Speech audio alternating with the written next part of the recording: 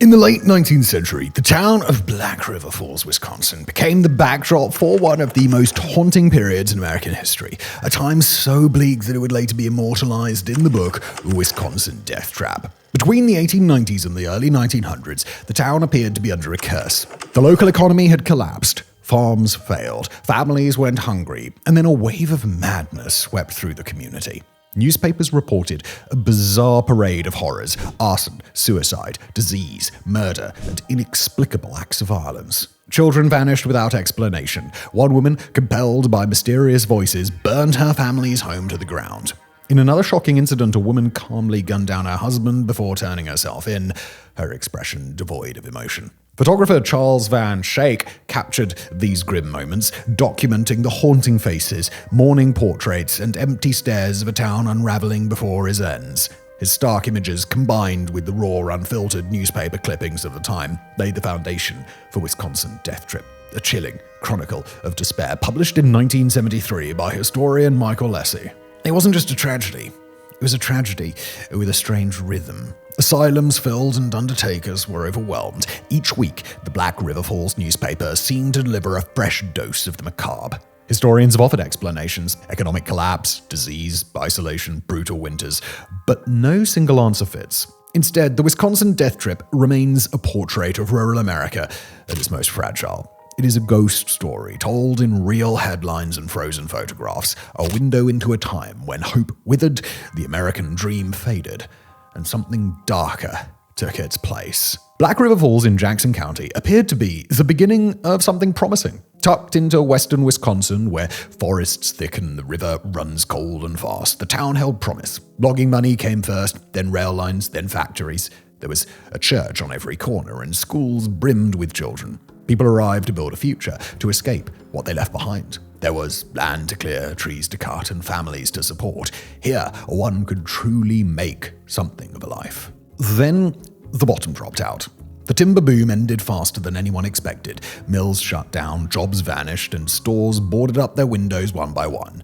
Farmers couldn't keep pace with soaring prices, while crops failed, banks folded, and the once thriving community, built by people who had carved homes out of rock and pine, watched everything unravel. Winter did nothing to ease the suffering. It arrived early and lingered long, delivering a bitter, bone-deep cold that made life even harder. Roads turned to ice, coal supplies dwindled, and illness crept in like smoke, slowly at first, then all at once. Typhoid, influenza, tuberculosis took hold. Entire families were trapped in one-room homes, too poor to leave and too sick to fight back. By the early 1890s, Black River Falls wasn't thriving, it was sinking. The weight of economic collapse, disease, and isolation pressed in on the community in strange, unsettling waves. Depression wasn't just in the air, it seeped into bedrooms, barns, and schoolyards. It began subtly, a suicide here, a disappearance there, but soon, people couldn't help but notice the change. There was something different in the way folks looked at one another, shorter conversations and longer, lingering stares. Even the buildings seemed to sag under the weight of decay. Paint peeled off more rapidly, and once sturdy roofs drooped heavily. Churches continued to open their doors, yet the sermons grew increasingly somber. Terms like punishment, cleansing, and trial began to echo from the pulpit. This was not merely a town in distress, this was a town unraveling, thread by thread. By the time the first genuine crack appeared, the community wasn't taken by surprise. It began innocuously, with a sore throat and perhaps a slight fever. Nothing to set off immediate alarm, but within days, children were caught gasping for breath, their necks swelling grotesquely and their skin taking on a pallid grey hue. Diphtheria had arrived. Locals dubbed it the Strangler, and rightly so. The disease choked its victims from the inside, forming a tough, leathery membrane across the throat. In an era devoid of antibiotics and vaccines, doctors were helpless against its onslaught. Entire families were placed under quarantine. Schools shuttered their doors and churches fell silent. In the town of Black River Falls and Melrose, funeral bells tolled daily, marking the relentless progression of tragedy. Fear turned to desperation. Parents burned bedding while travelers were turned away. Makeshift isolation wards sprang up in barns, yet the disease continued its relentless spread, sweeping through one homestead after another. One story recounts a local doctor riding for miles on horseback through deep snow with a single vial of antitoxin, an experimental treatment that had just arrived in the United States. He administered it to a dying child, and by morning the fever had broken. word of the miraculous recovery spread like wildfire. By the late 1890s, the worst had passed, but the scars remained. Nearly every family in Jackson County lost someone, and a town already teetering on the brink of economic hardship was falling apart. The economic downturn and the epidemic shattered the foundation of this once thriving town, dragging it down into a type of hell from which it would be hard to recover. It didn't hit like a wave, it emerged as a slow leak. In March 1893, a woman named Mary Sweeney, rumored to be battling a raging cocaine thirst, began smashing windows, banks, schools, shops, anything with glass. She didn't run or hide, she simply went from building to building with a rock in one hand and a wild gleam in her eyes. When the sheriff finally caught up to her, she smiled and said she enjoyed the sound it made. They committed her, but she escaped and kept going, through other towns, breaking more windows. By the end of the year, she'd become a legend. Some called her possessed, while others thought she'd simply had enough. Eventually, she was sent to a mental asylum and was never seen again. Then there was Pauline, 19 years old, quiet, and living on a small family farm outside of town. One day, she walked away and disappeared. A week later, they found her waist-deep in a frozen creek, her eyes fixed on something that no one else could see.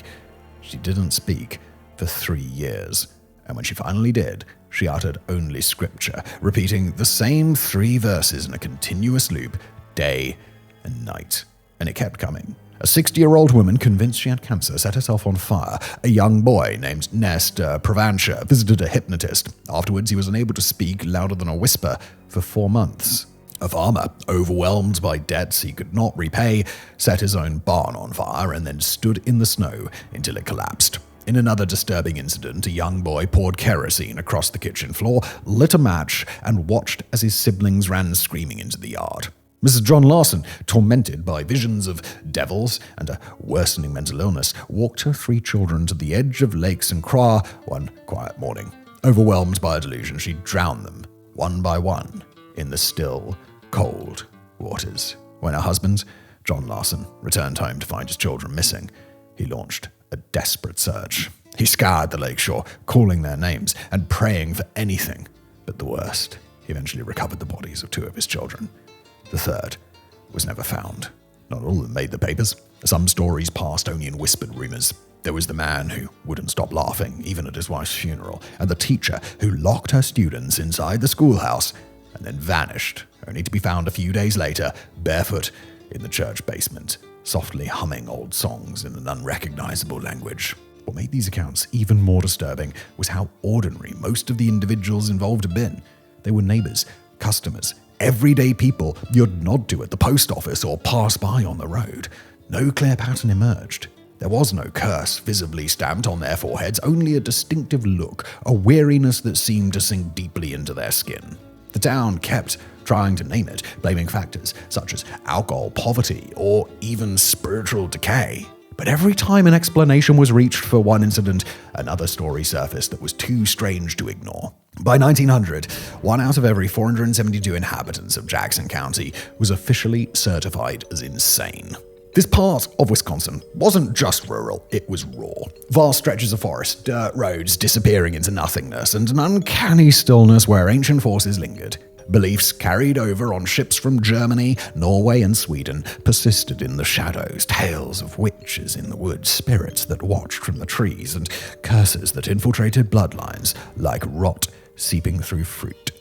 People rarely discussed these forces directly, yet they were unmistakably present. You could see them in charms nailed above doorways, in salt scattered on thresholds, and in candles left burning in empty rooms. It was reflected in how folks responded to misfortune, not merely with frustration, but with a palpable fear, as if something unseen had turned against them. By the 1890s, spiritualism had taken root in the community. Seances, trances, and messages from the dead scribbled by candlelight became common. Mediums traveled through towns like itinerant salesmen, offering services to grief that no doctor could soothe. And in places like Black River Falls, cold, crumbling, and filled with unresolved pain, it made perfect sense. People were desperate to believe that something bigger was at work. Otherwise, all their suffering would be rendered utterly meaningless. But belief is a way of turning on itself. Some said the land was cursed, that the town had been built on something old and angry, a burial site, a place never meant to be settled. Others whispered of sin, insisting that the townspeople had brought their fate on themselves through greed, pride, or neglect. A few leaned hard into the church, preaching louder and praying harder, but even that began to twist. Sermons turned into rants as preachers warned of demons in the hills and fires beneath the floorboards. And then there were the sightings. A black dog, taller than any man, was seen stalking the same stretch of road again and again. The lights flickered deep within the forest where no one lived. Children talked to figures who weren't really there, sometimes kindly, sometimes not. Now, it's easy to assume that kids wouldn't be affected in quite the same way. One might believe that whatever had settled over Black River Falls would not touch them so directly. But it did. And it did so in ways that made people stop calling it mischief and start calling it something else. One boy, 11, maybe 12, walked into his schoolhouse with a pocket full of matches and a jug of lamp oil. He carefully poured the oil along the baseboards while his classmates recited their lessons, and then he stepped outside and waited. No one noticed until the smoke hit. When they finally pulled him away from the fire, he didn't cry or scream. He simply stared, calm as anything, as though he had been waiting for something to burn. A young girl stabbed her older brother in the arm with a carving knife. Later, she explained that she thought he was someone else, someone hiding under his skin. The boy survived the incident, though the girl fell silent for weeks afterward. And then there was 13-year-old John Anderson and his 10-year-old brother who fled their home and murdered a remote farmer, claiming his land as their own. They lived there, undisturbed, until the farmer's brother eventually showed up. When confronted, the younger boy broke under the pressure, but John bolted. In time, he was captured and sentenced to life in prison. It kept happening. Vandalism, fires, sudden bursts of violence. These weren't tantrums or mere accidents, but something colder and far more focused. It was like a small-scale echo of the adults' actions, only worse, because it arrived with silence instead of excuses. Teachers began walking out. Some left mid-lesson, packed up their things and never returned. One day schools were open. The next, they were simply shuttered. Parents tried to keep their children in line, but some eventually stopped trying, while others weren't around long enough to attempt it. One family lost 3 children in the span of a year. Illness claimed 2, and the third vanished after breakfast, only to be found weeks later, drowned beneath the ice. The mother never spoke again. It felt as if the next generation was pulled under before they even had the chance to grow, as though the sickness in the town had seeped into their skin, and all they could do was mirror it back. Smaller, sharper, and without warning. People stopped calling it a coincidence. Some said the children had inherited it. Others claimed they were being used, puppeted by something older. In the end, most people just locked their doors and hoped theirs would not be next. The town tried to hold the line. Doctors lectured about hygiene and the need for rest. Ministers preached repentance louder and more desperately than ever before. Judges passed out sentences like sandbags against a flood. Short terms, long terms, it did not matter. The jail filled up. And then came the asylum. The institutions groaned under the mounting weight, yet the cracks continued to spread. People left. They left quietly. Some departed in wagons, others on foot, and some without saying a word. Meanwhile, others stayed behind and unraveled right where they were. By the late 1890s, Black River Falls was no longer a town in the true sense. It had become a loose collection of houses that hadn't burned down, businesses that hadn't been boarded up, and people who hadn't completely broken under the strain. The post office still operated, and the church still rang its bell, yet both seemed rather diminished in scope. Stories once headlines the news were now relegated to the bottom of the page. Another fire, another family lost, another child found wandering the woods confused and barefoot, with no memory of how they got there. Neighboring towns began to whisper that the area was cursed. Not out loud, not in print, yet word lingered in the air, in the smoke. Nobody wanted to move there. Nobody wished to discuss it at length. There was an undeniable weight to it. Whatever had swept over the town never announced its departure. It left no note behind. It simply faded from conversation. Like most things that ruin a place, it left quietly. Today, Black River Falls and all of Jackson County are very different. The river still slices through the town, as it always has, steady, dark, and indifferent. You can stand on the bridge, watch the water roll beneath you, and almost forget what once happened. Almost. Black River Falls survived. Technically, that is. New buildings have risen, streets have been paved, and there's even a Walmart on the edge of town. Kids now ride their bikes past the old schoolhouse as if it were just another brick shell. Yet something about the place still feels different. The stories from that stretch of time, those twisted years in the 1890s, lie buried in archives, packed away in brittle newspapers and yellowed files. The names remain. Dates, deaths, charges. You can read them all, but they explain little. They tell you what happened, certainly, but not why. Perhaps it was poverty, grief, or an unbearable cold that pressed down for too long.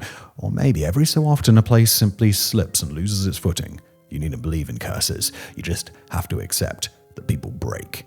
And sometimes, when enough of them break in the same place, you get what happened in Jackson County. Thank you for watching.